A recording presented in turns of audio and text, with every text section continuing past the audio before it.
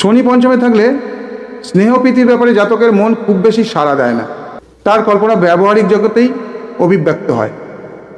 প্রণয়ের ব্যাপারে তার মধ্যে বিশেষ আবেগ কখনোই প্রকাশ পায় না। প্রণয়ের ব্যাপারে হয় তিনি সম্পূর্ণ উদাসীন থাকেন, না হয় প্রণয়ের ব্যাপারে আশাভঙ্গ হয়ে একটা গভীর নৈরাশ্য তার মনে চিরস্থায়ী আশ্রয় গ্রহণ করে।